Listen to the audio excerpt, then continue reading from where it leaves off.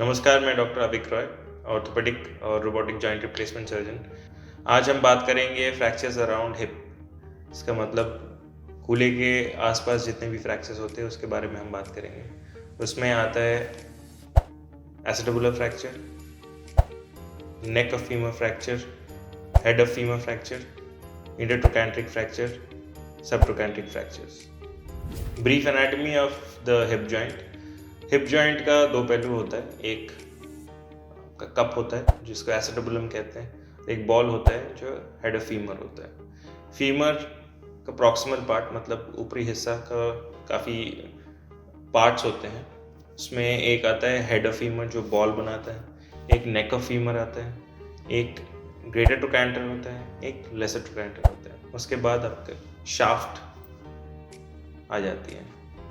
कहने के तो सारे फ्रैक्चर्स एक जैसे दिखते हैं, लेकिन इसके ट्रीटमेंट ऑप्शंस बहुत ही डिफरेंट हैं। जैसे उदाहरण के तौर पे head of femur fracture generally dislocation के साथ ये देखा जाता है और इसमें ट्रीटमेंट ऑप्शन बहुत ही डिफरेंट है फ्रॉम अदर फ्रैक्चर्स।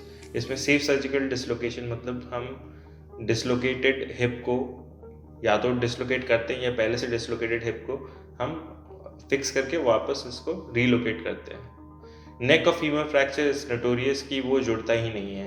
ये इसलिए है कि ये जॉइंट के अंदर होता है, जॉइंट के अंदर साइनोवियल फ्लूइड्स रहते हैं, इस वजह से ये जुड़ता नहीं है।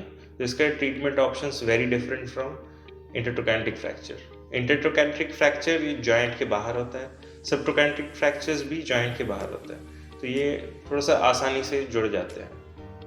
आगे बात करते हैं जो इम्प्लांट साधारण तौर पे हिप फ्रैक्चर्स में यूज़ होता है उसके बारे में। सबसे पहला CC screw, then comes dynamic hip screw और डीएचएस, देन कम्स डीसीएस और dynamic condylar screw, then comes PFN. PFN के काफ़ी जनरेशन्स होते हैं, पीएफएन के काफ़ी टाइप्स होते हैं। पीएफएन होता है, पीएफएन A2 होता है, इंटरटैन नेल होता है और सबसे लेटेस्ट ट्रोकैंट्रिक फिक्सेशन नेल होता है।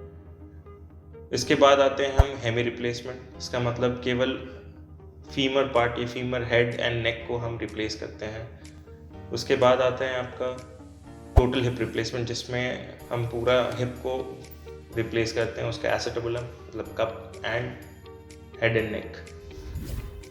आगे बात करते हैं treatment options of individual fractures.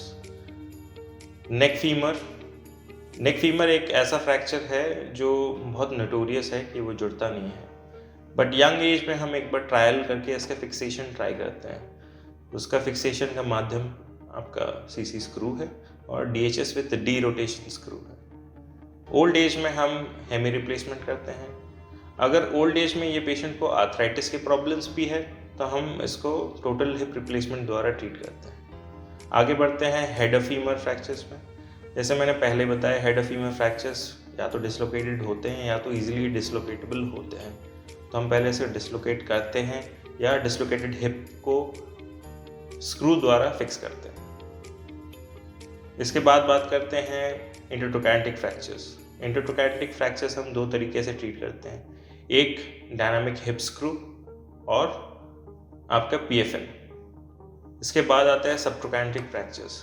सबट्रोकैंट्रिक fractures वैसे हिप के बाहर है, लेकिन ये भी थोड़ा नोटोरियस है कि जुड़ता नहीं है। इन सबट्रोकैंट्रिक फ्रैक्चर्स हम ज़्यादातर लॉन्ग पीएफएन यूज़ करते हैं और इसको ओपन करके अच्छे से रिड्यूस करके ही किया जाता है। आगे बात करते हैं रिकवरी के बारे में, कब तक आप चल पाएंगे, कब तक आप नॉर्मली वॉक करना स्टार्ट करेंगे। इनिशिएशन ऑफ मूवमेंट, इसका मतलब आप पहली बार ज़मीन पे कदम रखेंगे, ये लगभग 2 to 3 months लग जाता है विथ सपोर्ट और वॉकर, और 6 months में आप फ्रीली वॉक कर सकते हैं, कंप्लीट रिकवरी हो सकता है। बट ये डिजिट्स और टाइम काफ़ी डायनामिक है क्योंकि हम दो तरीके के इम्प्लांट्स यूज़ करते हैं। एक आपका प्लेट जो डायनामिक हिप स्क्रू है, डीसीएस है, और दूसरा पीएफएन क्योंकि लोड शेयरिंग इम्प्लांट होता है, मतलब आधा वज़न आपका इम्प्लांट में होता है, आधा वज़न आपका बोन में होता है। तो इसमें मूवमेंट ज़्यादा तेज़ हम स्टार्ट कर सकते हैं, वेट बेयरिंग ज़्यादा तेज़ स्टार्ट कर सकते हैं। प्लेट्स में हम मूवमेंट थोड़ा सा डिले करते हैं क्योंकि it's a load bearing implant, पूरा वेट प्लेट पे आ जाता है। जब तक कंप्लीट रिकवरी नहीं होती है तब तक हम मूवमेंट स्टार्ट नहीं कर सकते। इन केसेस ऑफ रिप्लेसमेंट हम थर्ड डे ही मूवमेंट स्टार्ट कर सकते हैं if it is a cemented hip. अगर अनसीमेंटेड हिप है तो by the end of 1 month हम मूवमेंट वेट बेयरिंग स्टार्ट कर सकते हैं। लास्टली बात करते हैं कॉम्प्लिकेशन के बारे में। इंडिविजुअल फ्रैक्चर्स के इंडिविजुअल कॉम्प्लिकेशंस होते हैं, जैसे कि सारे सर्जरीज होते हैं, छोटा या बड़ा, सब में इन्फेक्शन के चांसेस तो है ही। इसके अलावा भी कुछ कैरेक्टरिस्टिक कॉम्प्लिकेशंस आते हैं। नेक ऑफ फीमर फ्रैक्चर में सबसे नोटोरियस नॉन यूनियन है। इसका मतलब यूनाइट नहीं होता है, हड्डी जुड़ती नहीं है। जैसे मैंने आपको पहले समझा है, ये साइनोवियल फ्लूइड रहती है जॉइंट के अंदर जो जुड़ने नहीं देती है। यंग एज में फिर भी ये जुड़ जाती है, लेकिन ओल्ड एज में ये इम्पॉसिबल है। नेक ऑफ फीमर फ्रैक्चर्स में अगर ये हड्डी जुड़ती नहीं है तो एवियन भी पैदा कर सकते हैं। एवियन का मतलब है एवैस्कुलर नेक्रोसिस। इसका अर्थात ये होता है कि ब्लड आपका पहुंचती नहीं है हेड तक, तो वो धीरे धीरे बढ़ने लगता है। सबट्रोकैंटिक फ्रैक्चर्स में भी नॉन यूनियन बहुत कॉमन है, क्योंकि जिस जगह पे ये फ्रैक्चर्स है वहाँ पे काफ़ी मसल पुल है और स्ट्रेस राइजर पैदा करता है। इंटरट्रोकैंटिक फ्रैक्चर इज रिलेटिवली इनॉक्वस, वो आपका हार्मलेस होते हैं।